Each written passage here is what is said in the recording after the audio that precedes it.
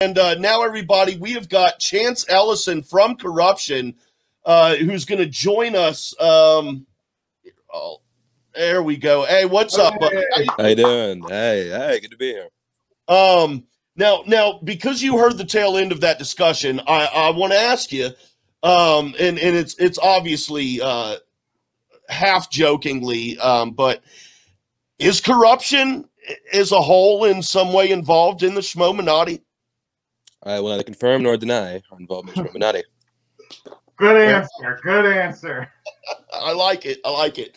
How you doing, Chance? Thanks for your time. I'm doing well. But thank you for having me. Yeah. How you feeling today after that match that dropped yesterday? I feel great, man. Yeah, it feels great to just have that out in public now. Yeah. I want to ask a question that really I want to get us started just because, or ask a question that doesn't really have to do with the match from last night. Sure. It was a great match, and we talked about that. But I was just curious because you're in a team with Kalinowski, and you guys want at Shazam, I'm sure, pretty damn bad. Mm-hmm. But as of now, there aren't any official teams that have been announced that I'm aware of. But have you looked at the faction rosters, and are there any potential teams that you think that you guys might need to be on the lookout for this season? I mean, yeah, they're the obvious ones. You know, you have Liz and Ethan. You have Bateman and Merle probably going to be the dungeon team. Fifth actually going to be an interesting one because they have like a circuit. They have like 3 people, any 2 of which could be a solid team. But yeah, that's not in our control, not in our decision. So we got to be ready for anything. Yeah, for sure. What is it like? And not detailed, but like maybe a vibe. But like, what is it like after you've played the match and it's you, Shannon, and Mike on a call? I would imagine you shoot the goal for a little bit and celebrate. What is that feeling like? Because you all 3 have such explosive personalities. Especially when you win, it shows very much. I just can imagine the dogs are barking and there's some music jamming and y'all are having a party. What's it like for you guys? I mean, it's part party, part also like business meeting because we tape these matches like a couple on a day, so we look over the notes. We see, what's going on, what we need to fix, what we need to change in order to, stop. Like if we win or lose, like why do we win, why do we lose, what are we good at? But it is more of a laxed space after day shooting after we won a couple. That's great. All right, so Chance, with KOrruption, it's been established for many years now, but we've had multiple managers managing KOrruption. With Shannon being the person that's managing now, what did you learn from Grace and Ken when they managed KOrruption? How to talk. That's exactly how I learned what I learned from Grace and Ken. Ken actually taught me a lot of really important things about just like cutting that I haven't forgotten. Like anything he's told me, I've never forgotten in what I do right now. But yeah, that was it. They were really like, and I love Grace and Ken, but like they're more like figureheads. Whereas Shannon, and she's a manager, she's a coach, and she's like putting out. She's working for her team, which is that's basically what managers have to do right now because this is basically evolved into a team sport. This isn't an individual thing anymore. Yeah. Yeah, and I guess I'll ask kind of looking at your road to a singles belt. Mm-hmm. You've now corrected your record, brought it back to 500. You're going to be pushed towards that road very shortly if you keep winning matches. Right. I keep wondering, do you go for the triple threat, or do you wait for Adam to possibly lose the belt if he ever does, and just take a revenge match for him? It's been on my mind a lot lately, and I just wanted to ask somebody who might be doing it this year. I don't know. That's a tough one because the triple threat sounds enticing. I would love to participate in triple threat, which I don't think. Have we had one of those since? Oh, last one was Dan Merle, Brendan, yeah. Yeah, that was the last one we had of those in recent memory. But yeah, looking at my options for that, I'm not sure because I also got to think about points because I think that I can't just take on Adam as a whole. Like, I gotta bring in someone else to even it up. I think depending on like whether say I get a title shot, depending on whether or not that expired, I'd probably be inclined to use it more quickly. So like if say I had the title shot and I had no expiration date, then I'm just gonna like sit back, let Adam do his thing, and then if he loses, then I'm just gonna take it right back for him. But if it does, like you have like a year to use this, like at the end of that year, whoever has that belt, I'm taking him on. I don't care who it is. Well, that's the way to be, man. And also, there's nothing else you can do about it. You can't control other people's gameplay, but God, dude, I had that issue. I had earlier. Double D. I went right in and out of my head what I was about to say. You need to write it down and put it up in head. Oh, I know. I'm kind of starstruck, man. I've been a fan of yours for a while. Thank you.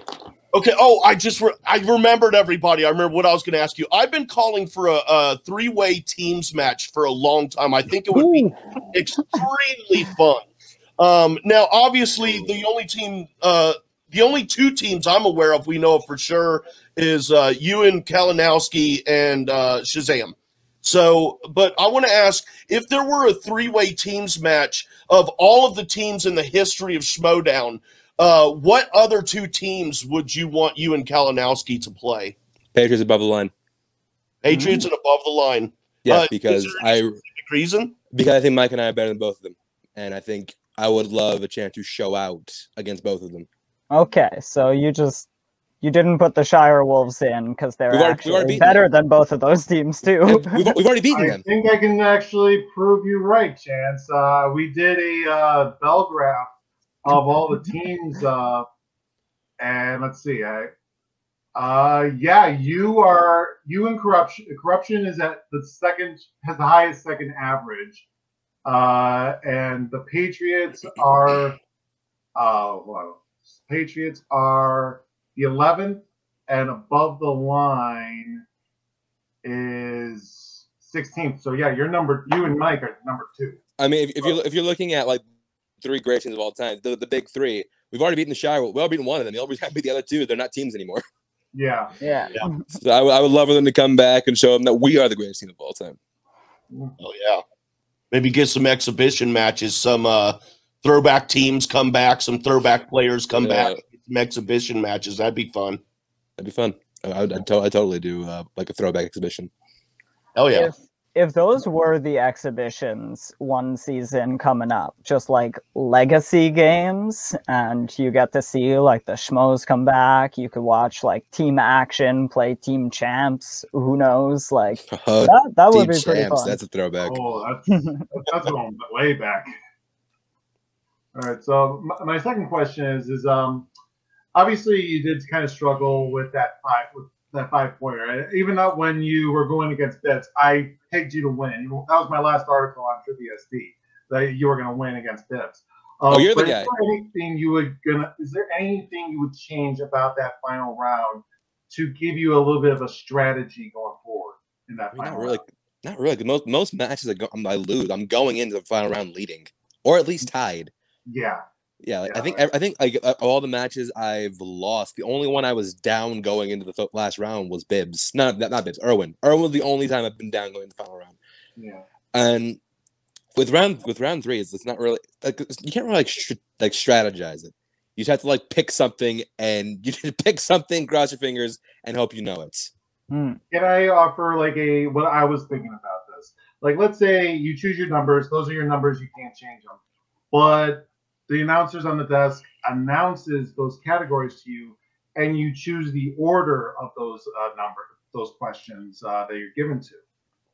That'd be interesting. So say I pick 3 numbers, and like, okay, your categories are like let's say fantasy sci-fi release dates in classics, and I pick like, okay, I want this for my 2, this for my 3, this for my 5, right? Yeah. That's what you're getting at. Yeah, I think that'd be interesting. I think that'd be interesting. I think that would change the outcome of a lot of games. Yeah. Say that it would change the outcome of a lot of games. And I think it wouldn't be quite manageable in the teams format because of the way you need to pick which person is taking the 2, not knowing the 3 yet. But if you got to choose all of them, you're just like, all right, best category for Chance. It takes a lot of exactly, and it takes a lot of the randomness up. But just add that element of like, say you pick like a category that you're really good at for your 5, and you end up and it's like, oh, this is something I've never even heard of. Oh, this is a bad move. But yeah, I mean, it does add an extra element of strategy, but I like the randomness of it. I think it's a really appealing element. I wouldn't be opposed to changing it up, but I do like the randomness of it. Okay. I was curious also, with this huge pool of rookies that we've got this season, is there any rookie in particular, or a couple, 2 or 3 that you really want to have a go at in a match? Rookies I want to take down.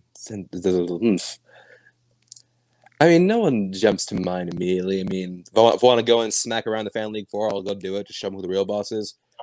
Let's see. I'll take on anybody the Fence Exchange has.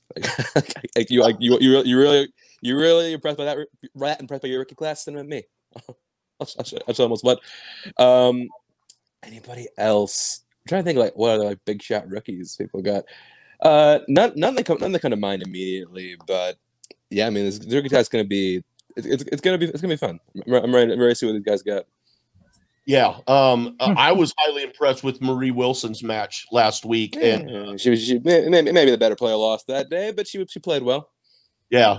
Well, for first getting some first looks at rookies, man. I mean, I don't. The only reason and doubting them isn't the right word. Yeah, I said it, Peggy. What you want? Come at me. But you know, I don't know what these rookies have done. I don't follow fan leagues closely. I don't follow Dragon Con. I know because like Mario and I'm friends with Mario. He's in my fantasy league, my fantasy basketball league, and I'm beating his ass right now. So I can hold, even if I never played on IG, I'm still beating in fantasy basketball. So that's cool. I know Peggy. I don't know Jacoby and Christy very well, but they both seem like they both seem really cool. But yeah, I mean, this is as far as like fan league players go. I mean, you've seen what we can do. And now there's roughly around, I think, because before that it was just me. Okay, so there's another about double, so there's like 9 now between the 5 that are already established and then these new 4 coming in. But yeah, I mean, it's gonna be interesting to see like how if there's any like buzz, because like fan league right now, I mean, even though if they haven't like achieved everything they can achieve in this league yet, I would still say like 5 for 5. Right. Yeah. I'm Blunted. I can't forget about Blunted. I'm my faction. I was just thinking of the fan league before. I'm sorry. I don't think Blunted is competition because he's a teammate. I was actually about to bring him up because I just thought of the fact that Corruption has both the first fan leaguer to come up to the Schmoedown, and now with Jacob London, like the person who made the first fan league, which is kind of like an interesting move around.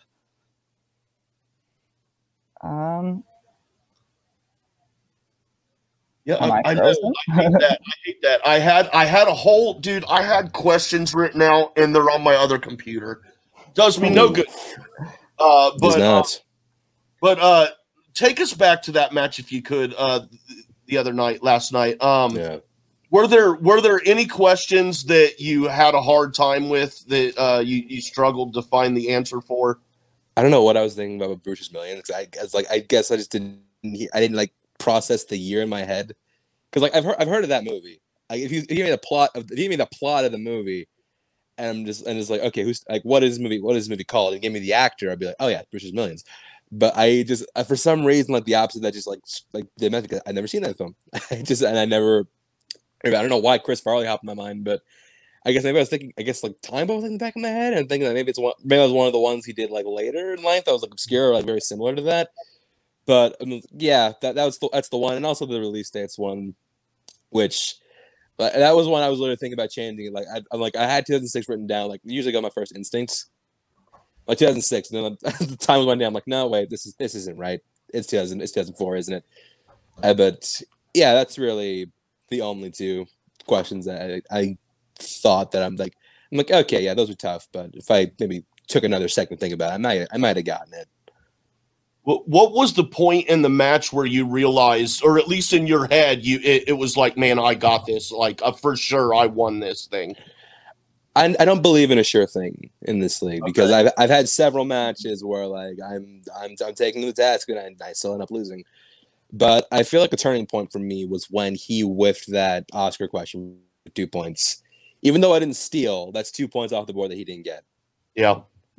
Which was a big thing. Like with a player like Brendan, you take everything you can get. Yeah, I like him a lot.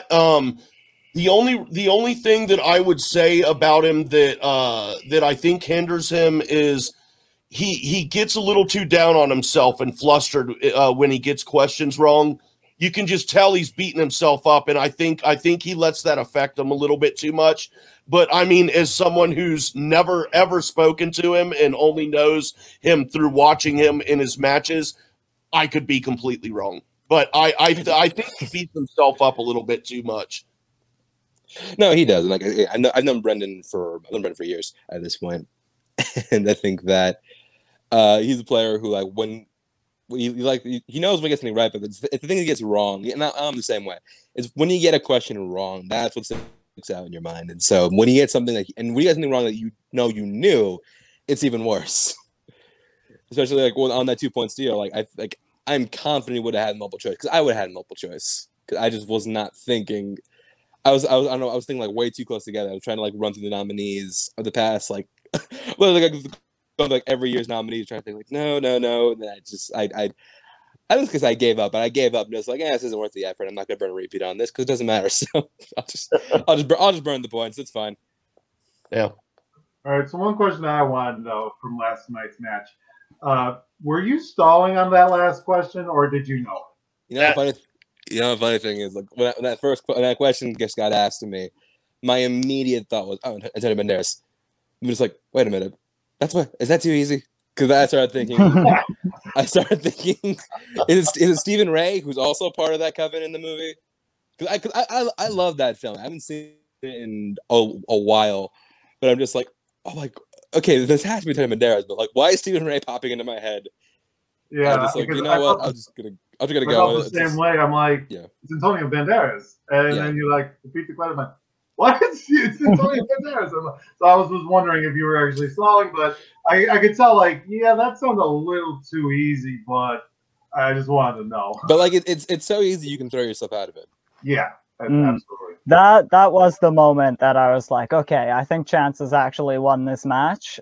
Like when I heard Interview with a Vampire, I don't know, like maybe I heard you mention liking the movie someplace else, but I was just like, okay, he's got this actually. And I was super happy to see you actually finally like get over that, whatever it is, like we'll maybe call it the yips, but I wouldn't call it that because I think you're one of the most consistent players in the game, and it's just a matter of number of matches before you get there. And it's so great to see like a reward for all of that hard work. Oh, go ahead. I'm sorry. No, you're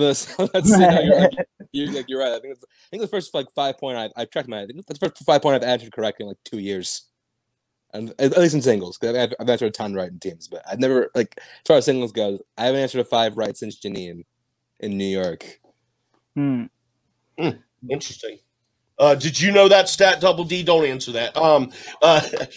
We got another minute here. I got one last question for you, Chance.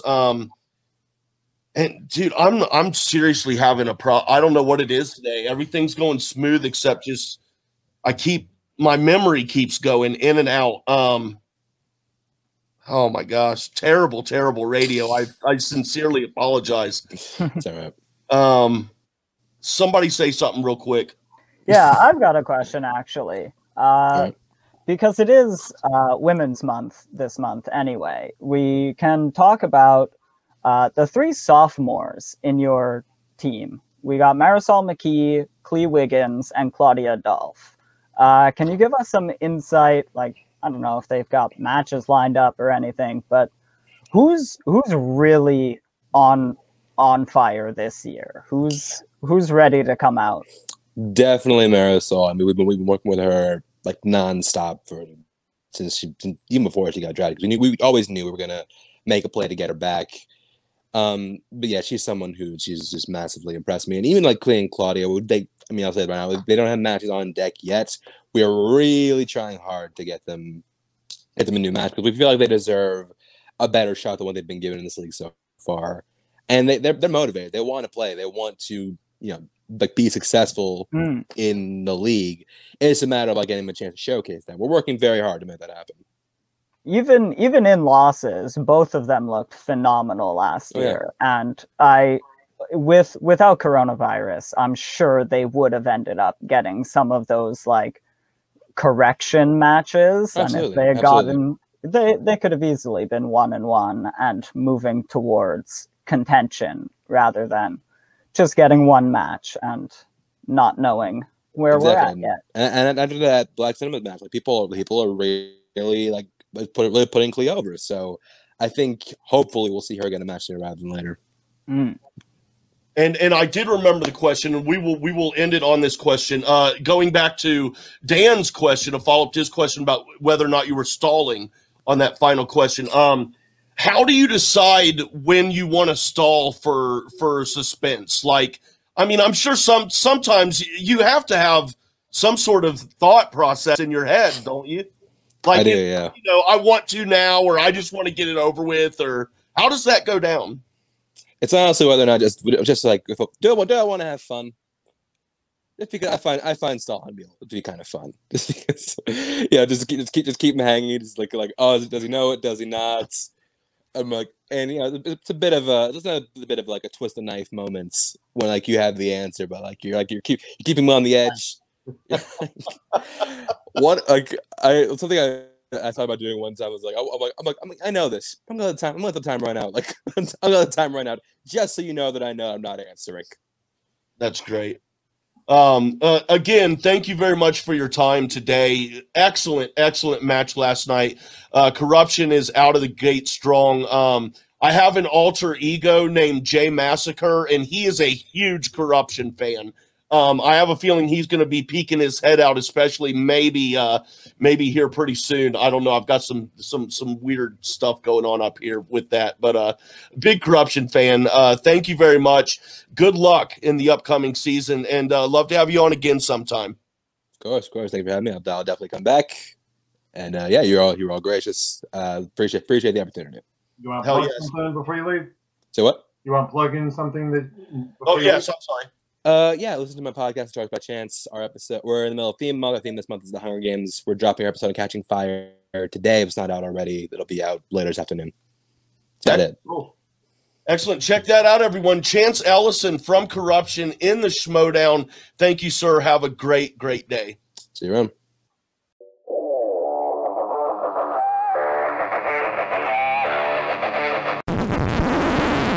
You want to hear something funny? The mic wasn't on that whole time. No way. Yeah, for real. Oh, wow. So smooth.